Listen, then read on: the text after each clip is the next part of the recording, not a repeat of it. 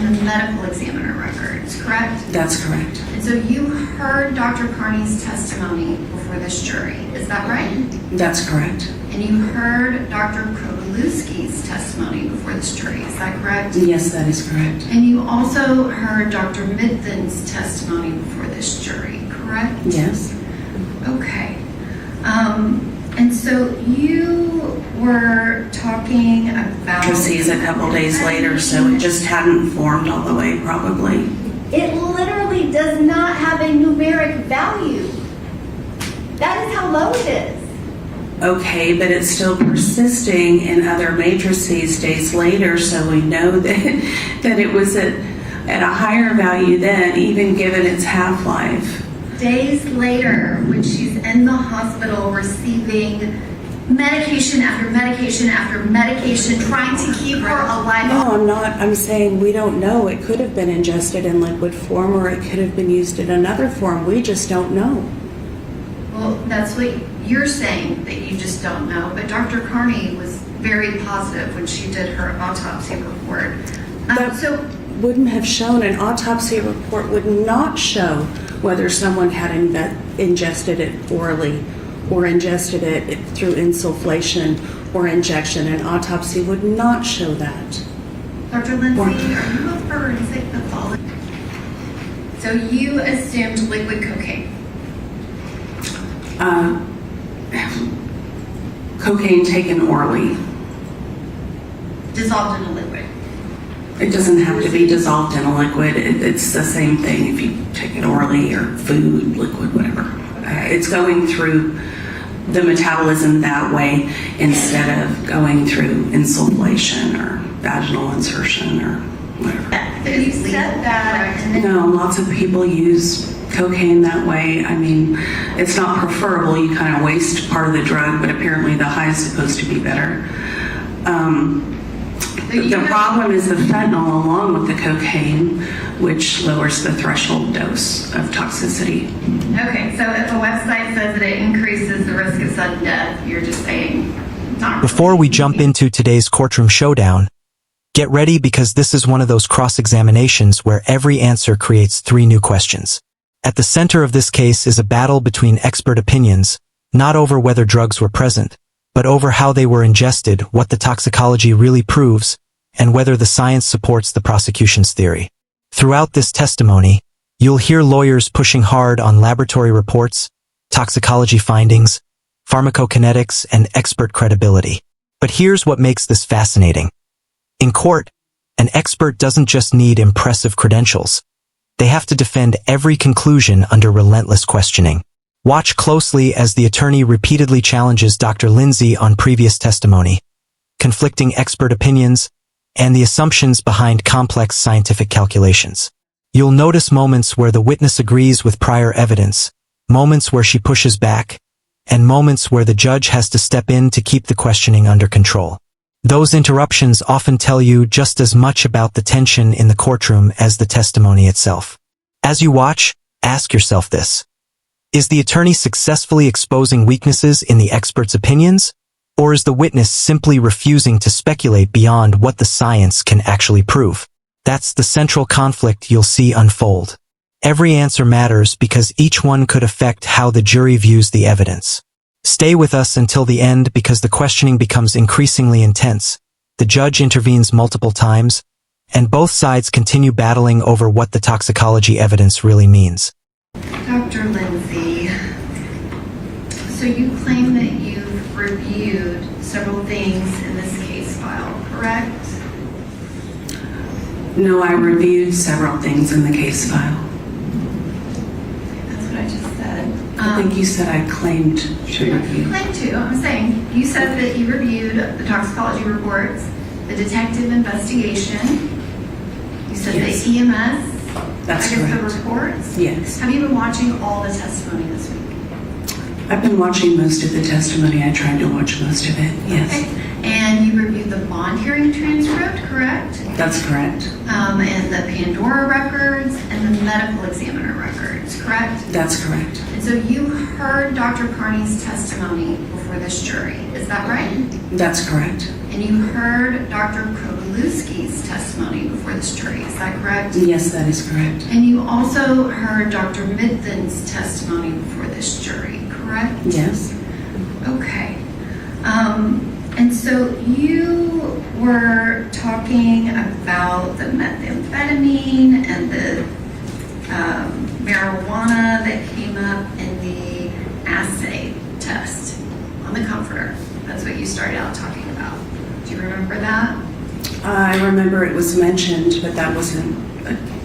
That was one of the side tests that were done, or one of the results that came up, but it wasn't validated. Correct. It wasn't validated because they can have false positives, correct? I believe it wasn't valid. Well, yes, because of the ion ratios, they weren't correct. And that's what Dr. Midthen testified to, is that it could be a false positive. It did not mean anything.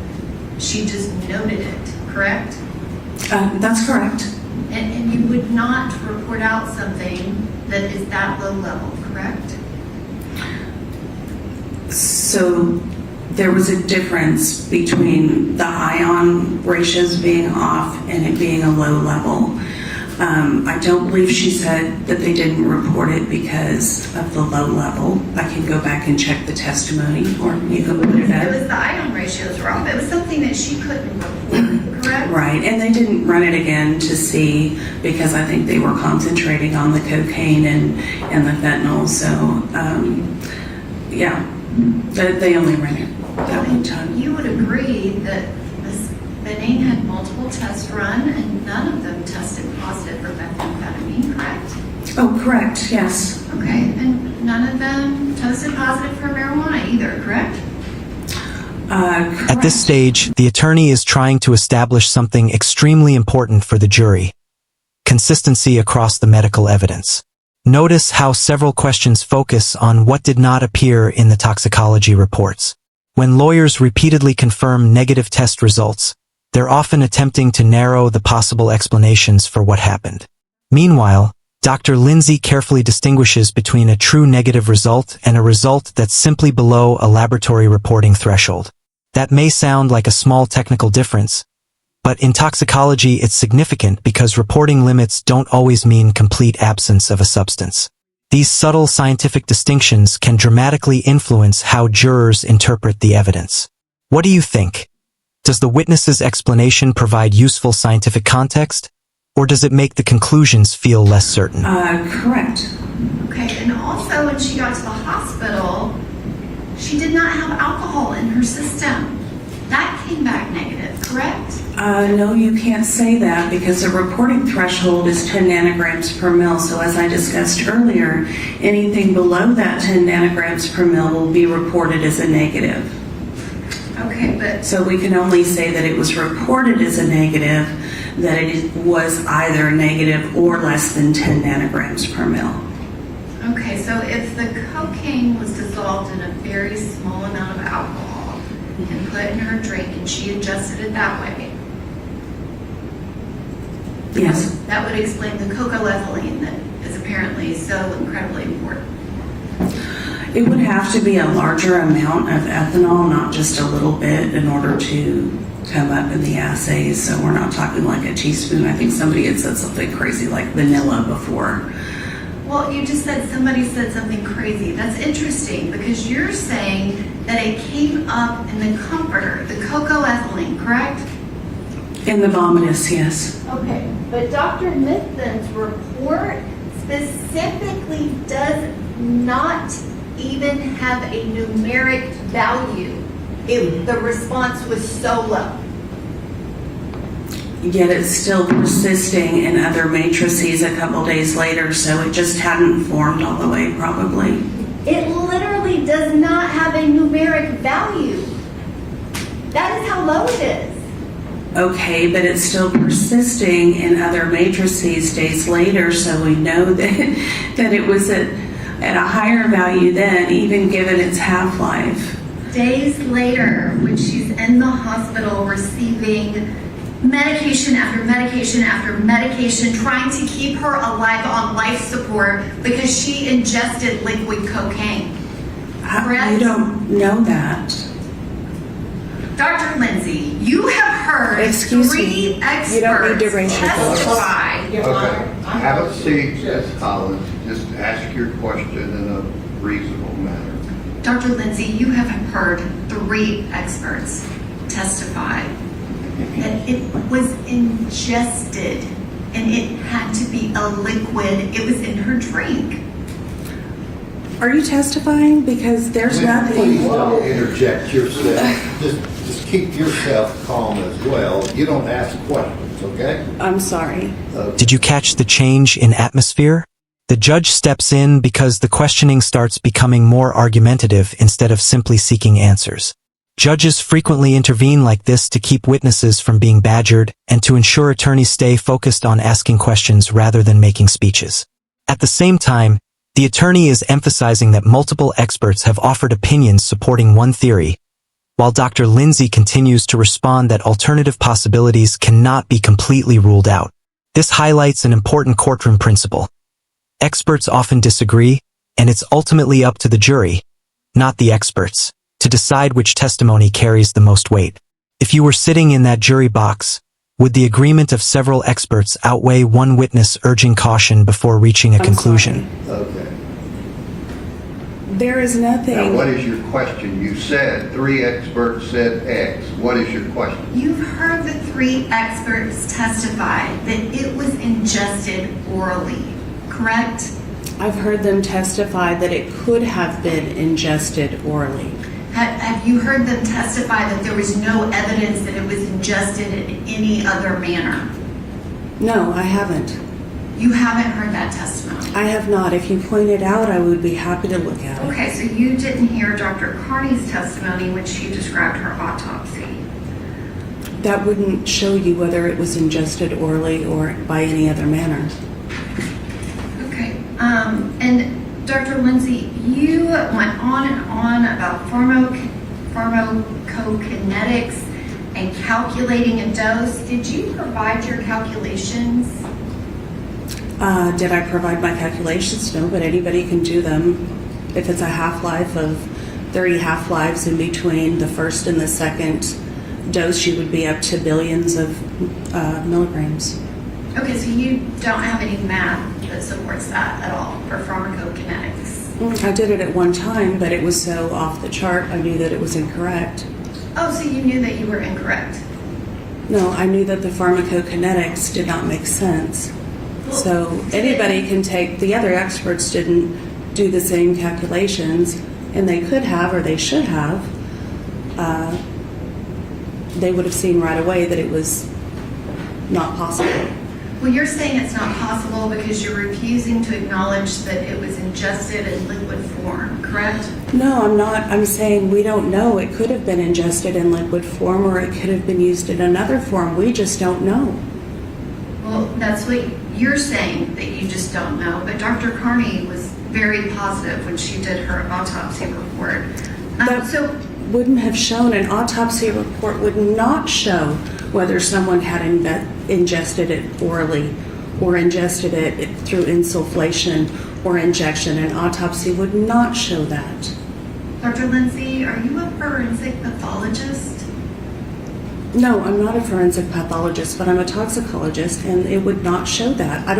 If you want to describe how it would show that, maybe that could enlighten me. Dr. Lindsay, I am asking you the questions. Okay, and I'm Have you correcting ever you. performed an autopsy? No. Okay.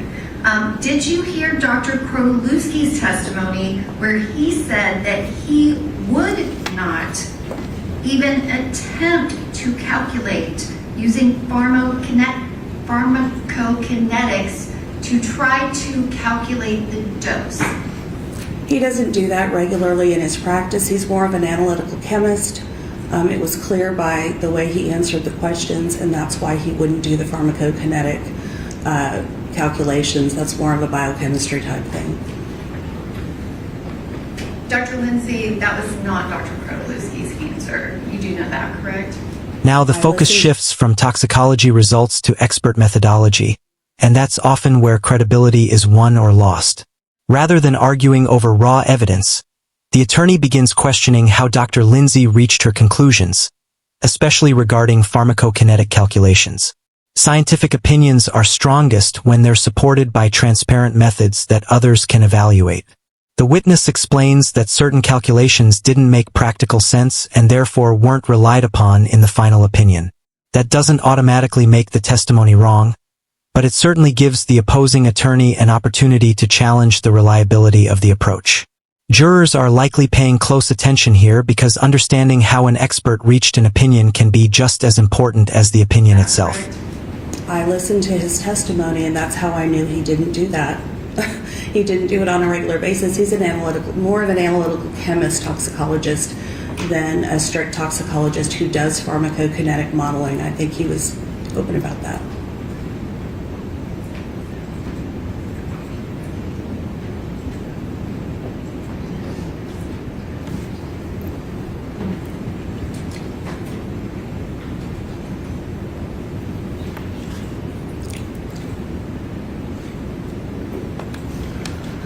Okay. Dr. Lindsay, I know that you do. So you're saying that you reviewed everything in the investigation file and the testimony at the bond hearing, correct? Yes, that's correct. But you are here testifying that you think it's possible that Jake Benning was drinking 4 drinks out and doing cocaine. How was she doing it again? We don't know. Okay, but what did you use for your pharmacokinetics calculation?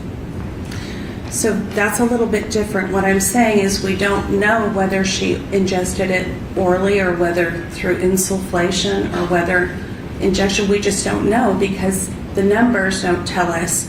And the only reliable numbers we have are from a tube that did not have preservative in it. So while a ratio in a proper tube might give us an idea of whether it was orally ingested instead of insufflated, we didn't have that because we had the tube that didn't have the proper preservative in it. Okay, so my question is for the pharmacokinetics that you testified about, I think at one point you said 16 8 balls. What was the ingestion method that you used for that pharmacokinetics calculation? So I did assume an oral bioavailability for that. Oh, gosh, should have been using that before. So you assumed liquid cocaine. Cocaine taken orally. Dissolved in a liquid. It doesn't have to be dissolved in a liquid. It's the same thing if you take it orally or food, liquid, whatever. It's going through the metabolism that way instead of going through insufflation or vaginal insertion or whatever. So you said that, and then immediately afterwards you said, but you can't calculate the pharmacokinetics with this case. Correct. So you calculated it, and then you said you cannot calculate it in this case. Yeah, so the history is that when I tried to apply proper pharmacokinetics to this case, it didn't work. And so then I went into researching, because it wasn't plausible, then I went into researching, well, why could that be? And then there are a couple articles that I provided the literature here. The best one is Chang et al., who goes into the pharmacokinetics of cocaine and fentanyl taken together and how they both inhibit each other's clearance. What does that mean practically? They both inhibit each other's half-life or clearance. So we don't know how much. Now the focus shifts from toxicology results to expert methodology, and that's often where credibility is won or lost. Rather than arguing over raw evidence, the attorney begins questioning how Dr. Lindsay reached her conclusions, especially regarding pharmacokinetic calculations. Scientific opinions are strongest when they're supported by transparent methods that others can evaluate. The witness explains that certain calculations didn't make practical sense and therefore weren't relied upon in the final opinion. That doesn't automatically make the testimony wrong, but it certainly gives the opposing attorney an opportunity to challenge the reliability of the approach. Jurors are likely paying close attention here because understanding how an expert reached an opinion can be just as important as the opinion itself. Dr. Lindsay, you're going on and on about cocaine and fentanyl. Those aren't the facts of this case. Dr. Lindsay, you do agree that on the internet there is information about liquid cocaine. Do you agree with that? Yes, can we clear up the last statement? Do you want to start arguing with her? No, she just made a factually Okay, incorrect if your lawyer, statement. they want to ask you, they'll ask you. Go ahead. What is your literature about liquid cocaine? It's on the internet, correct? There's rehab facilities that have internet pages. When you go to it, it says do not ingest it this way because it is lethal and it will kill you. You have seen that, correct? Yes, if you orally use cocaine, you can overdo the amount because the bioavailability is less and it takes longer to absorb. And it is known to cause death. It is lethal, correct? No, lots of people use cocaine that way. I mean, it's not preferable. You kind of waste part of the drug, but apparently the high is supposed to be better. The problem is the fentanyl along with the cocaine, which lowers the threshold dose of toxicity. Okay, so if a website says that it increases the risk of sudden death, you're just saying not really, even though I'm saying it doesn't cause death in all cases. but it can cause death, and there is information on the internet that warns people about that. Don't you agree? Objection, Your Honor. Okay, I'll rule the objection. She's going to answer, I think. Yes, of course it can cause death. It depends on the amount. And you would agree, too, that there is a lot of information on the internet about cocaine and that it can cause a placental abruption or a spontaneous abortion if used when pregnant, correct? Cocaine can cause myocardial infarctions, including things like placental abruptions. Yes, it can. I mean, this is the U.S. Department of Justice, 1988, cocaine use in pregnancy can lead to spontaneous abortion of the fetus. Yes, it can also lead to birth of those babies, which everybody knows about, the crack babies, the cocaine babies that are adopted, thankfully. This exchange illustrates another classic cross-examination strategy, using outside references to test an expert's consistency. The attorney brings up publicly available information about cocaine use, while Dr. Lindsay responds by adding context about dosage, bioavailability, and the combined effects of cocaine and fentanyl.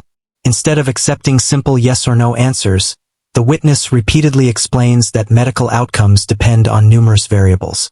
That's common in scientific testimony because biology rarely operates in absolute terms. Still, attorneys often prefer concise admissions that support their theory of the case. The tension you're seeing isn't necessarily about who's right. It's about how much certainty the available evidence actually provides. Which style do you find more persuasive? Direct answers or detailed scientific explanations? Adopted, thankfully. Thank you, Dr. Lindsay. This cross-examination showcased exactly why expert witnesses play such a critical role in complex criminal trials.